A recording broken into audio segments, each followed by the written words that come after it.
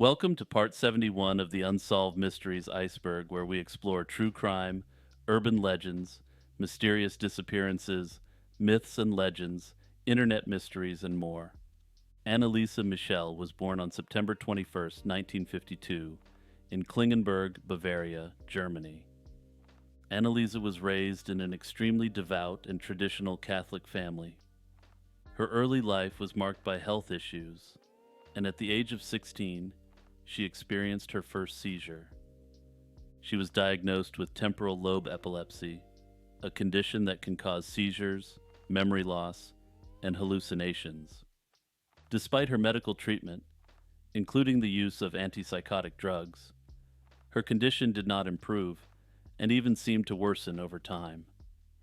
By the early 1970s, Annalisa began to display increasingly disturbing behavior. She described seeing devil faces and hearing voices that told her she was damned and would rot in hell. These symptoms, coupled with her growing aversion to religious objects, led her family to believe that she was possessed by a demon. Her family sought the help of the Catholic Church for an exorcism. Initially, their requests were denied, and Annalisa was advised to continue medical treatment.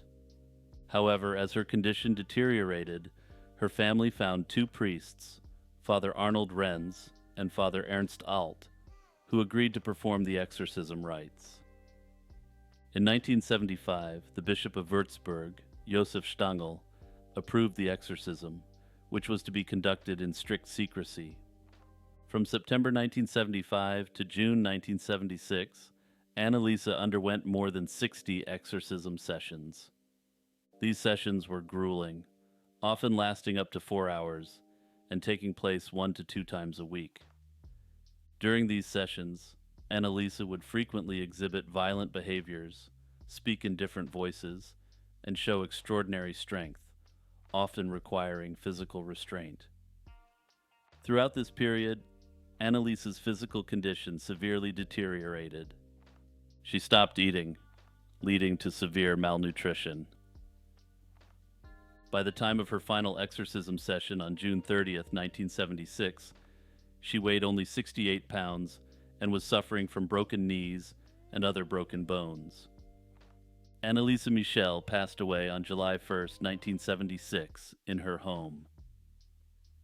The aftermath of Annalisa's passing was a highly publicized court case. Her parents and the two priests were charged with her negligent death. During the trial, the defense argued that Annalisa's actions and death were a result of demonic possession, using recordings from the exorcism sessions as evidence. However, the court found the parents and priests guilty of manslaughter resulting from negligence, sentencing them to 6 months in prison, which was later suspended. They later received probation. The parents were not punished further as the court deemed that they had suffered enough. The case of Analisa Michelle has since sparked significant debate and analysis. Many see it as a tragic example of the clash between modern medicine and religious beliefs. While some firmly believe in the possibility of demonic possession, others argue that Annalisa's condition was a severe case of mental illness. Her story inspired the 2005 film The Exorcism of Emily Rose, which brought even more attention to her life and the events leading to her passing. The film, while dramatized, reflects many aspects of Annalisa's experiences and the complex interplay of faith and mental illness. The Shakespeare authorship question challenges the traditional belief that William Shakespeare of Stratford-upon-Avon penned the works attributed to him. This debate spans centuries and includes numerous theories about who the true author might be. The first doubts about Shakespeare's authorship emerged in the late 18th century. By the mid-19th century, prominent figures suggested that Sir Francis Bacon, the philosopher and scientist, was the actual author. This idea was based on perceived parallels between Bacon's known works and Shakespeare's plays and poems. Another notable candidate is Edward de Vere, the 17th Earl of Oxford. The Oxfordian theory, first proposed by J. Thomas Looney in 1920, argues that de Vere had the requisite education, courtly experience, and literary talent. Supporters highlight de Vere's familiarity with the aristocratic lifestyle depicted in Shakespeare's works and point to parallels between events in de Vere's life. Christopher Marlowe, a contemporary playwright, is also a candidate. Proponents of the Marlovian theory suggest that Marlowe faked his death in 1593 to avoid political persecution and continued to write under the pseudonym William Shakespeare. This theory leverages stylistic similarities between Marlowe's and Shakespeare's works. Some theorists even propose that Shakespeare's works were written by a group of writers rather than a single individual. This collaborative theory points to the diverse knowledge base required to write the Shakespearean canon. Supporters argue that Shakespeare's works, which spans a vast array of subjects from law and medicine to classical literature and foreign languages, is too much for one person. Despite the allure of these theories, the majority of academic scholars maintain that William Shakespeare of Stratford-upon-Avon is the true author. They rely on documentary evidence such as title page attributions, government records, and testimony from Shakespeare's contemporaries. Additionally, stylometric studies, which analyze linguistic patterns, support the traditional attribution. William Shakespeare remains the most likely author of the works attributed to him, but significant questions remain. The death of Thomas C. Wales. On October 11, 2001, Thomas C. Wales, a federal prosecutor based in Seattle, Washington, was targeted. As he worked on his computer in the basement of his home, a perpetrator fired several shots through a window, hitting him. Despite efforts to save him, he passed away the following day. Thomas C. Wales had a distinguished career. Born in 1952, he grew up in Southborough, Massachusetts, and was an alumnus of Harvard and Hofstra Law School.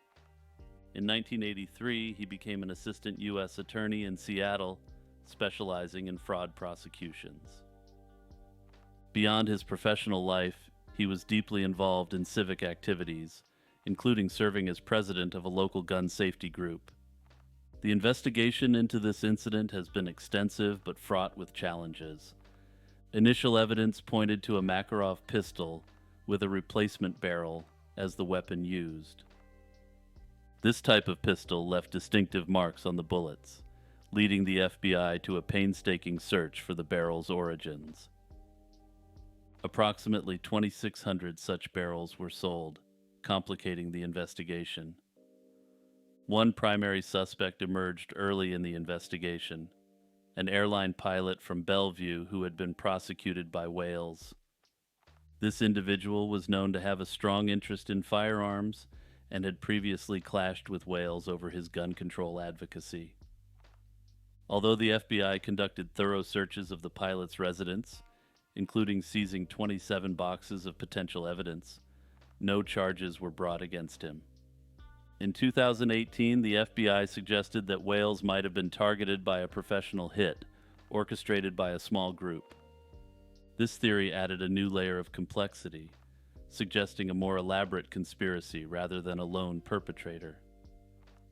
Despite these leads, the case remains unresolved, with the FBI continuing to seek public assistance and offering a substantial reward for information.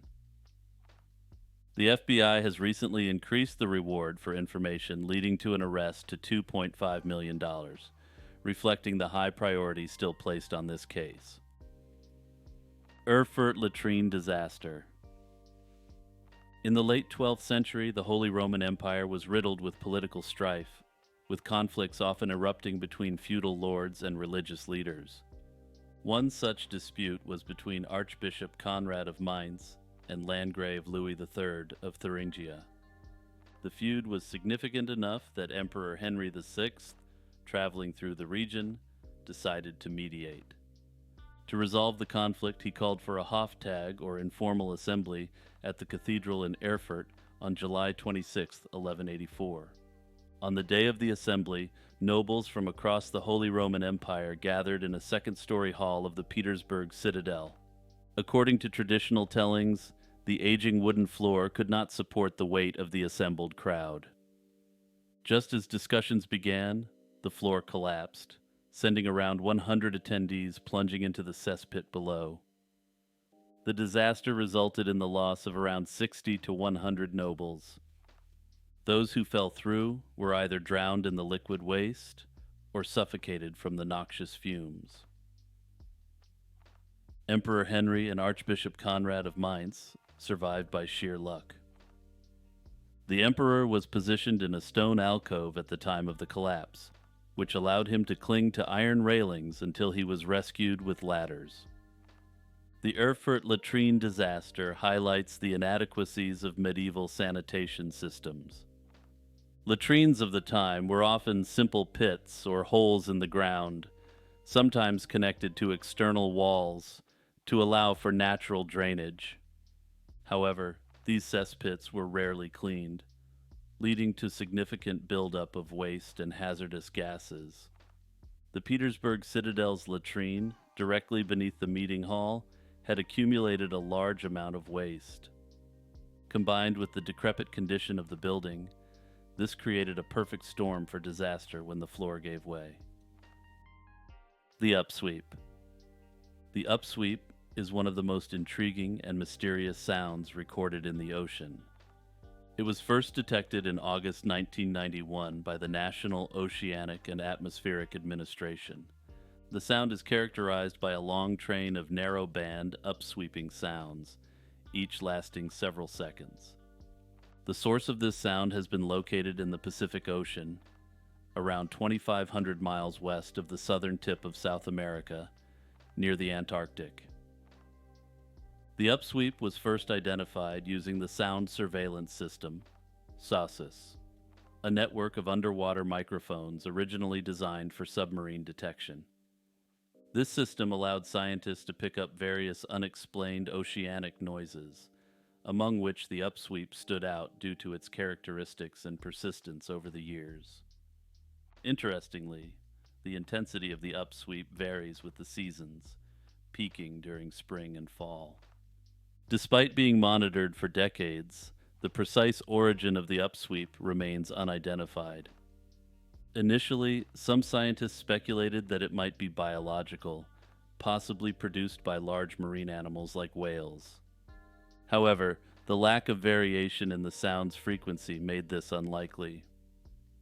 The most plausible theory suggests that the upsweep is linked to underwater volcanic activity.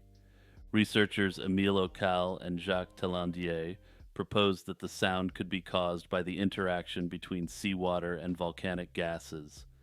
Supporting this theory, a French research vessel found volcanic seamounts in the region where the upsweep is most prominent.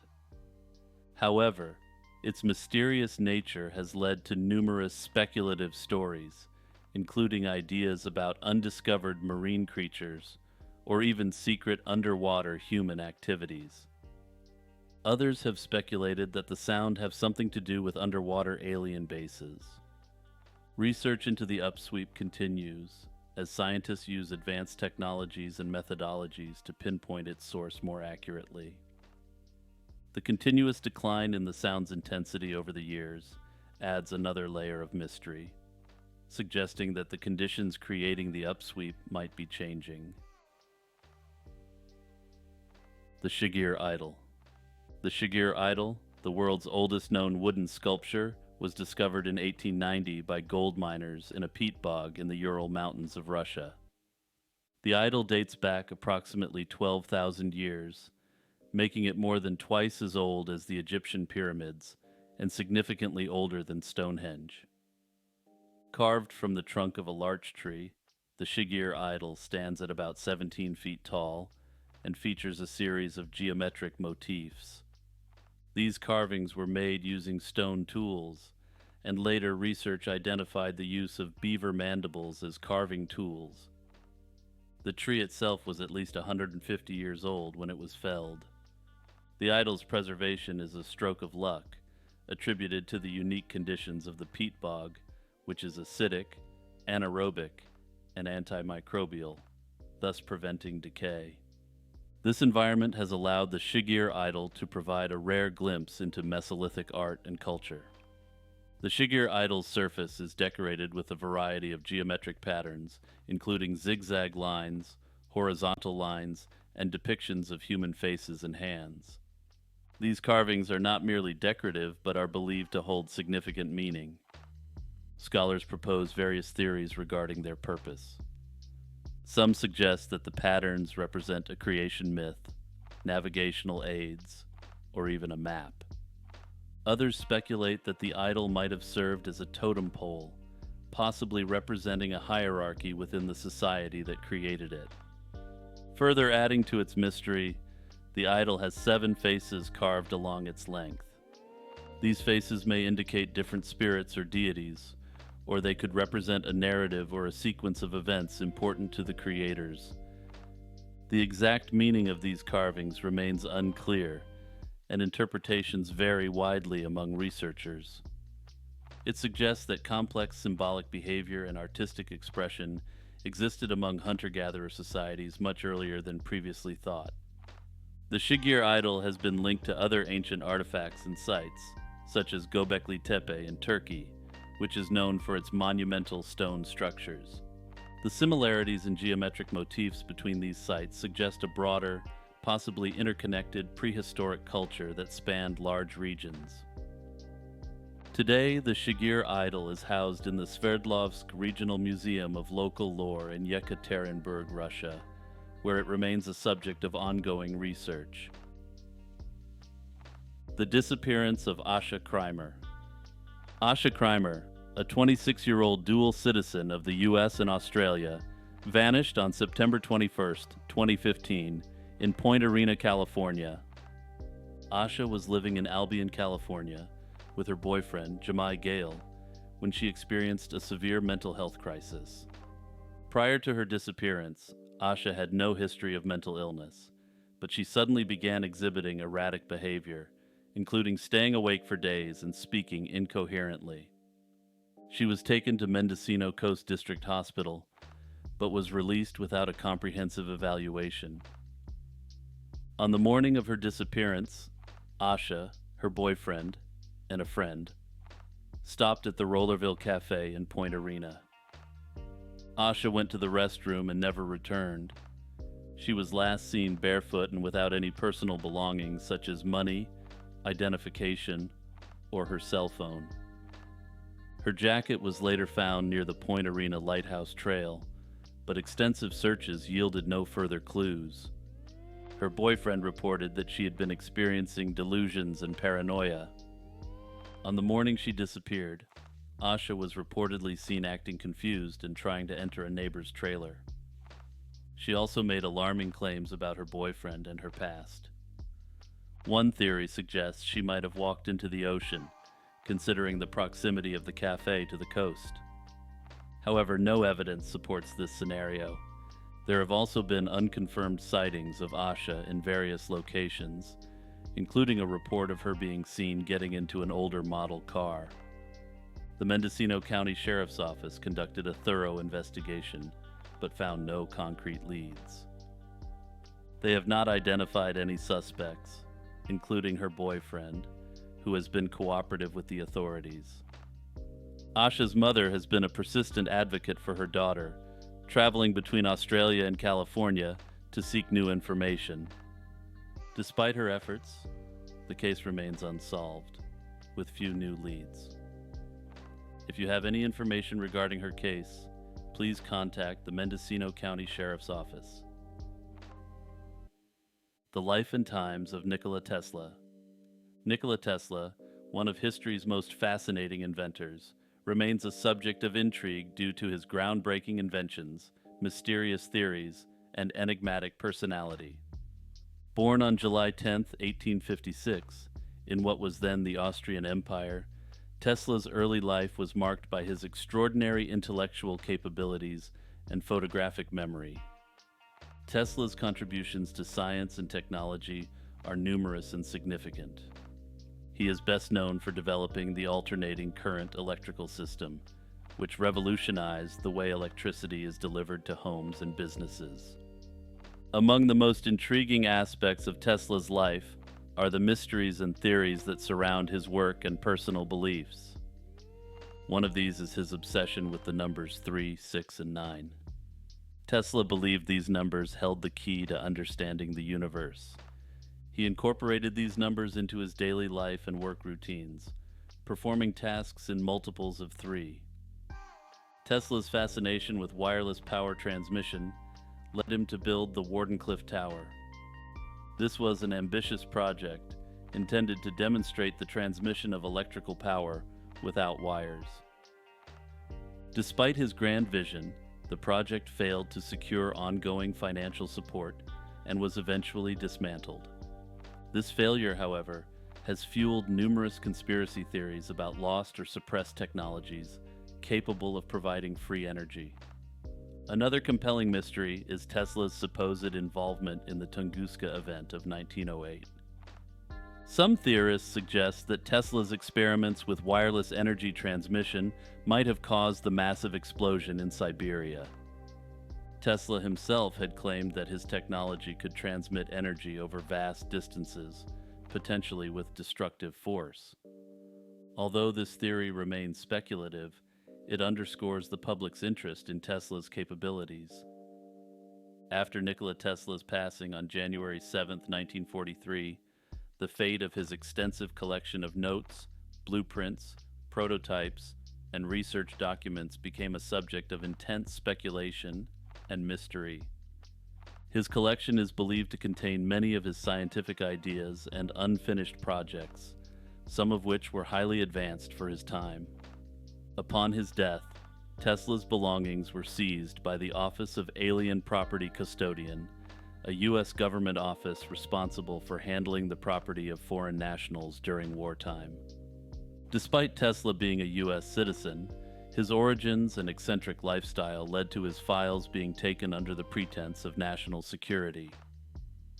The immediate mystery centers on what exactly was contained in these confiscated files. Tesla had claimed to have developed numerous revolutionary technologies, including a death ray capable of unprecedented destructive power, wireless energy transmission, and other futuristic inventions. The potential military applications of such technologies likely sparked government interest. Despite numerous requests for transparency, many of Tesla's files remained classified for decades.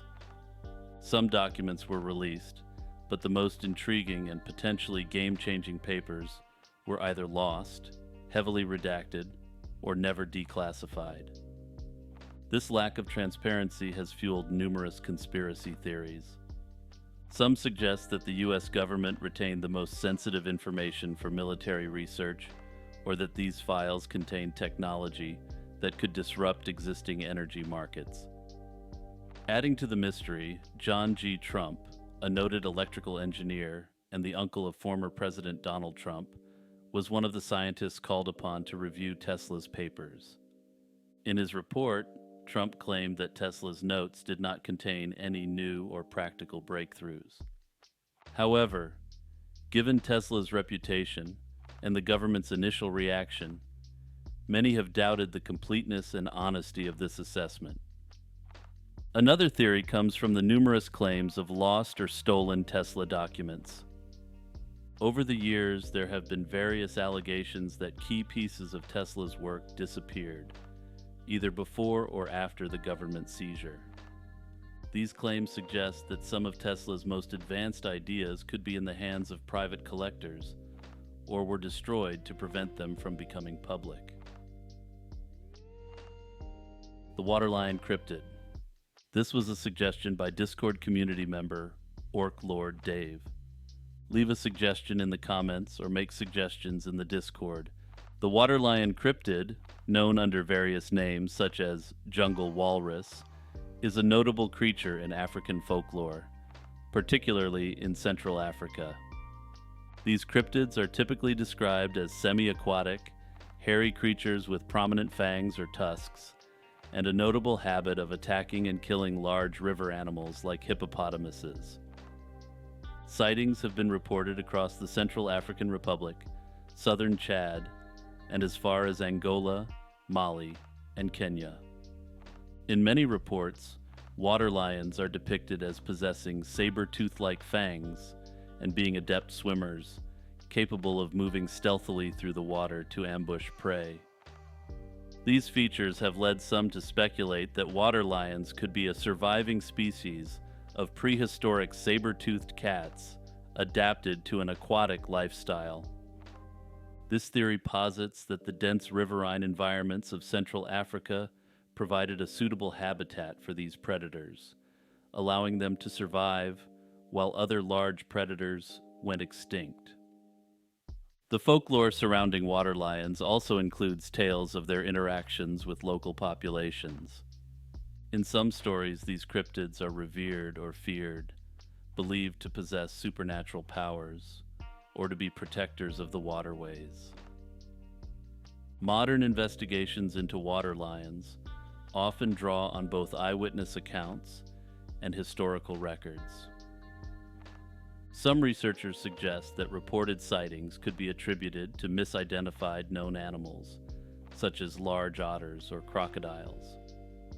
However, the consistency in descriptions across different regions and time periods continues to intrigue cryptozoologists and enthusiasts. Lioness, often depicted as a mythical kingdom, is believed to have stretched from Land's End in Cornwall to the Isles of Scilly. It is said to have vanished beneath the sea in a single catastrophic night. The tales of Lioness are deeply rooted in Arthurian mythology.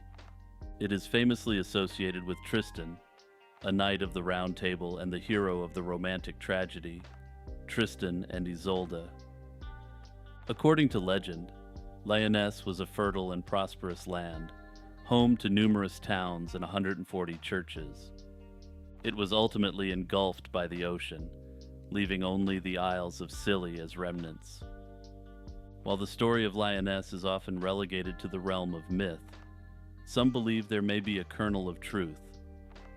Geological evidence indicates that sea levels rose significantly around 4,000 years ago, which could explain the numerous local legends of sunken lands in the area. Fishermen near the Isles of Scilly have reported finding remnants of man-made structures in their nets, fueling speculation about the reality of Lioness.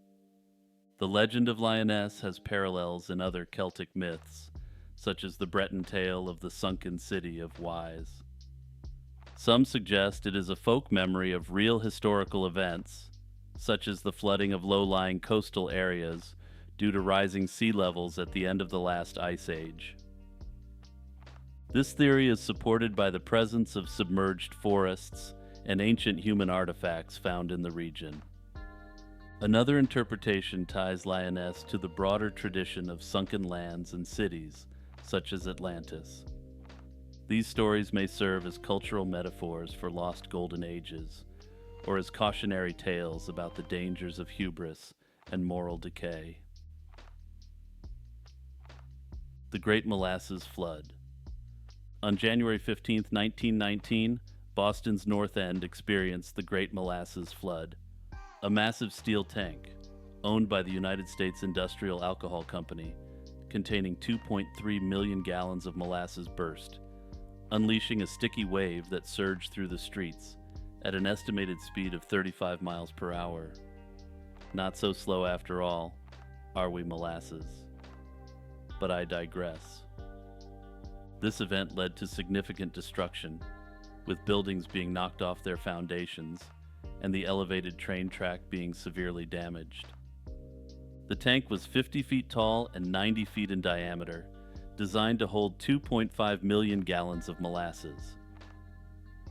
At around 12:30 p.m. on that fateful day, witnesses reported hearing a series of loud noises resembling gunfire as the tank's rivets popped. The steel structure then ripped open, releasing a massive wave of molasses. The initial wave was about 15 feet high and moved swiftly through the streets, devastating everything in its path. Buildings were crushed, and a portion of the elevated railway was destroyed. Rescue operations were immediate but incredibly challenging. The sticky molasses, now knee-deep in many areas, trapped victims and hindered rescue efforts. Boston police, Red Cross, and military personnel all converged on the scene. Cadets from the USS Nantucket, a training ship docked nearby, were among the first responders, wading through the thick syrup to pull survivors to safety. The cleanup process was arduous and lengthy. Salt water from a fireboat was used to dissolve the molasses, but the sticky residue spread throughout the city on the shoes and clothing of rescue workers and sightseers. The cleanup required more than 8,000 man-hours and left parts of Boston coated in molasses for months. Several theories were proposed to explain the disaster. Initially, some speculated that fermentation within the tank caused an increase in pressure. Others suggested sabotage by anarchists, reflecting the tense political climate of the time. However, investigations pointed to shoddy construction as the primary cause. The tank was built with steel that was too brittle and thin, unable to withstand the internal pressure when filled to capacity. The disaster resulted in 21 fatalities and approximately 150 injuries. In the aftermath, over 100 lawsuits were filed against USIA, leading to one of the first class action suits in Massachusetts. After years of legal battles, the company was found liable and ordered to pay the equivalent of about $11 million today. This case set a precedent for corporate responsibility and regulation, and everyone lived happily ever after, and corporations respected the rights of people from then on. The disappearance of Georges Guinemer. Georges Guinemer, a renowned French fighter pilot of World War I, remains a figure shrouded in mystery due to his disappearance on September 11, 1917. Born on December 24, 1894 in Paris, Guinemer was the son of a wealthy family. Despite frail health during his youth, he developed a passion for mechanics and aviation early on. His persistence led him to join the French Air Service in 1914, where he quickly rose to prominence due to his exceptional flying skills and bravery. Guinemer's career as an ace pilot began in earnest in 1915 after completing his flight training. Guinemer's prowess in the air quickly became evident as he amassed numerous victories, earning him the status of an ace. His preferred aircraft, often dubbed Le Vieux Charles, became legendary alongside him. By the time of his disappearance, Guinemer had achieved 54 confirmed aerial victories, making him a national hero in France. On the fateful day of September 11, 1917, Guinemer took off in his Spad 13 for a mission over Belgium. Accompanied by another pilot, Jean Boson-Verduras, Guinemer engaged in combat with German aircraft. Boson-Verduras lost sight of him during the skirmish, and Guinemer never returned. The French War Department declared him missing in action on September 25, 1917. Various accounts emerged, including reports from a captured German pilot who claimed that Guinemer had been shot down and killed. Despite these reports, his body was never recovered, adding to the mystery surrounding his fate. One theory suggests that his aircraft was hit and he was forced to land behind enemy lines, where he might have perished from his injuries. Another theory posits that he might have been captured by German forces, though no concrete evidence supports this. Further, most discount this theory given that the Germans would have been quite eager to announce the capture of a French national hero. Guinemer's disappearance had a profound impact on France. He was more than just a pilot. He was a symbol of French resilience and bravery amongst a war-weary population. Monuments and memorials were erected in his honor, ensuring that his legacy would endure even in the absence of evidence regarding his final moments. The death of Johnny Ringo. Johnny Ringo, a notable figure in the history of the American Wild West, is known for his involvement in the tumultuous events in Tombstone, Arizona. Ringo's background was fraught with violence and conflict. Born on May 3, 1850, he first gained notoriety during the Mason County War in Texas.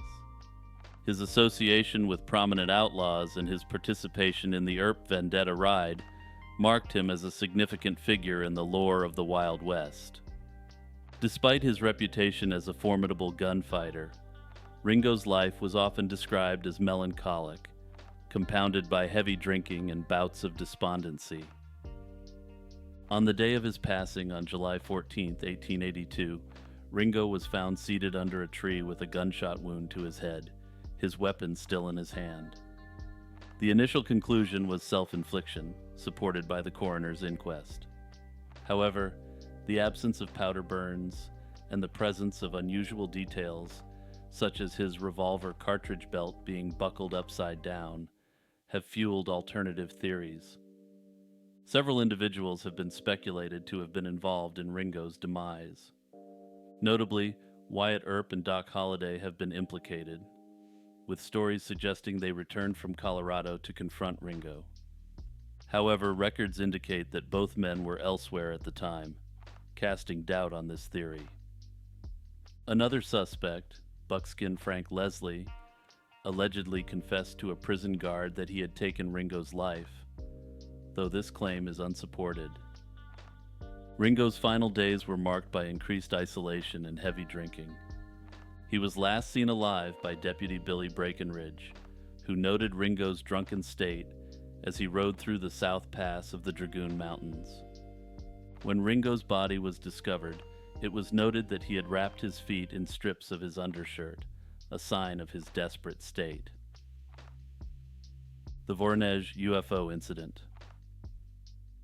On September 27, 1989, an unusual event allegedly took place in Voronezh, a city in the Soviet Union, involving what many claim to be a UFO sighting. This incident has since become one of the most famous UFO cases in Soviet history due to the level of official attention it received. The incident reportedly began when a group of children in Voronezh claimed to have seen a small ball in the sky, which quickly transformed into a disc and landed in Yuzhny Park. From this disc, witnesses described seeing a 9-foot-tall, three-eyed alien accompanied by a robot-like entity. This bizarre event was first reported by the Telegraph Agency of the Soviet Union, TASS, and quickly captured both national and international attention. According to various accounts, the alien exited the craft, used a device described as a pistol tube to freeze a bystander in place, and then abducted a 16-year-old boy. Witnesses included not only children, but also some local civil servants who claimed to have seen the craft.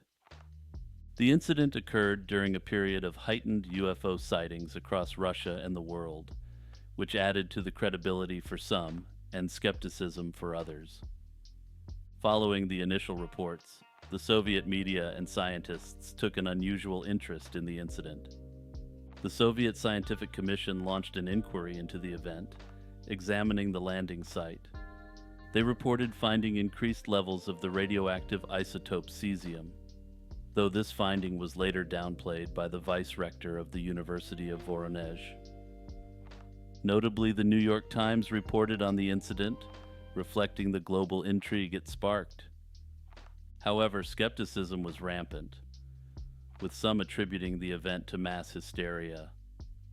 Another theory suggests that the Voronezh UFO incident could have been an elaborate hoax. Given the period's heightened interest in UFOs and the Soviet Union's relative isolation from Western media, some believe that local pranksters might have staged the event to gain attention. This theory is supported by the lack of physical evidence and inconsistencies in witness testimonies. Another angle explores the psychological and socio-cultural factors at play. The late 1980s were a time of significant change and uncertainty in the Soviet Union, with the policies of glasnost, openness, and perestroika restructuring, transforming society. These factors, combined with increased exposure to Western science fiction and UFO lore, could have influenced the perceptions and reports of those involved. The story's similarities to Western UFO narratives suggest that cultural exchange might have played a role. The Thanksgiving Day Disaster. The Thanksgiving Day disaster, also known as the Big Game Disaster, took place on November 29, 1900. It occurred during the annual football game between the University of California Golden Bears and the Stanford Cardinal, an event known as the Big Game. This incident remains the deadliest accident at a sporting event in U.S. history. On that fateful day, the game was held at the California League baseball grounds in San Francisco's Mission District. Nearby, the San Francisco and Pacific Glass Works had just opened a new factory building, which included a massive furnace filled with molten glass heated to 3,000 degrees Fahrenheit. The game attracted a massive crowd of around 19,000 spectators. However, many more people who couldn't afford the $1 ticket gathered on the factory's roof to watch the game for free. Around 500 to 1,000 people crowded onto the factory's rooftop, which was not designed to hold such a weight. Despite efforts by factory workers to remove the spectators and alert the police, the crowd remained. Reports indicate that the factory workers tried to seek help from the police numerous times, but their pleas were dismissed or redirected without any effective action. Approximately 20 minutes after kickoff, the roof collapsed under the weight, sending scores of people plummeting 4 stories down into the factory. At least 100 people fell to the factory floor, and between 60 to 100 fell directly onto the furnace, where the temperature was around 500 degrees. Factory workers tried to rescue those who fell on the furnace using metal poles to push bodies away from the heat and attempting to shut off the oil feeding the flames. The incident resulted in 13 immediate fatalities, with the death toll rising to 23 as more succumbed to their injuries in the following days. Most victims were young boys and men from the local area, including the youngest victim, a 9-year-old boy. The response to the disaster was chaotic. With limited communication and a lack of immediate medical resources, the injured were transported to hospitals using anything available, from wagons to butcher carts. The media's response to the disaster also adds to the mystery. Newspapers at the time covered the event extensively, but there was a strange dichotomy in reporting. Sports sections continued to focus on the game itself, with little or no mention of the tragedy, while front pages covered the horrific details. This focus on the results of the game, which Stanford won, to the detriment of the mostly poor and downtrodden dead, disgusted large segments of society. Today, there are no physical memorials to commemorate the disaster, except for a cross at the grave of one 12-year-old victim. Shadow people, also known as shadow figures or black masses, are perceived as shadowy humanoid figures that have been reported across various cultures. The concept of shadow people is not new, and can be traced back to ancient folklore and religious texts. In many cultures, shadowy figures are associated with the supernatural. For instance, in ancient Egyptian mythology, shadow figures were considered part of a person's soul. Similarly, in Native American beliefs, shadow beings are seen as spiritual entities that exist in a state of balance between light and darkness. Shadow people are typically described as dark, human-like shapes that appear at the periphery of one's vision or directly in front. They often lack discernible features, though some reports include glowing red eyes. These encounters frequently occur at night and are sometimes associated with feelings of intense fear and paralysis. People often report seeing these figures during episodes of sleep paralysis, a condition where one is temporarily unable to move or speak while falling asleep or upon waking. One of the most well-known types of shadow people is the Hat Man, a figure seen wearing a brimmed hat and sometimes a cloak. Sightings of the Hat Man are often reported in conjunction with sleep paralysis and have been documented since the early 2000s. Another common narrative involves shadow figures appearing in haunted locations. For example, at the Eastern State Penitentiary in Pennsylvania, numerous sightings of shadowy entities have been reported by both visitors and paranormal investigators. Many psychologists suggest that shadow people are hallucinations resulting from sleep paralysis. During this state, individuals are partially awake but still dreaming, leading to vivid and often frightening hallucinations. Some theorists propose that shadow people are the astral bodies of individuals who are experiencing out-of-body experiences. According to this theory, what people see are the ephemeral forms of these travelers from another realm. Another theory posits that shadow people are entities from parallel dimensions that occasionally intersect with our own. This idea is supported by the belief in multiple dimensions existing alongside our own, where beings might cross over and become visible as shadows. The dark and often malevolent nature of shadow people has led some to believe they are demonic entities. These figures are thought to feed on fear and manifest to frighten individuals. A more speculative theory suggests that shadow people might be time travelers from the future. In this scenario, their shadowy appearance could be a result of the limitations of their time travel technology, making them visible only as shadows. Skeptics argue that shadow people can be explained by natural phenomena, such as optical illusions, heightened imagination, or environmental factors like electromagnetic fields. They emphasize the lack of empirical evidence and suggest that the human brain's tendency to perceive patterns in random stimuli. Shout out to my patrons Iced Mocha, Kurt the Squirt, Monoxide Wendigo, Jeffer Metcalf, Z-Volts, Franz Tech, Unknown Delusions, Faye, Jack Russell, Boomslang, Spooky as Becky, Vespertine, Metanova, Will Rowan, Crab Nebula, and Blasphemous.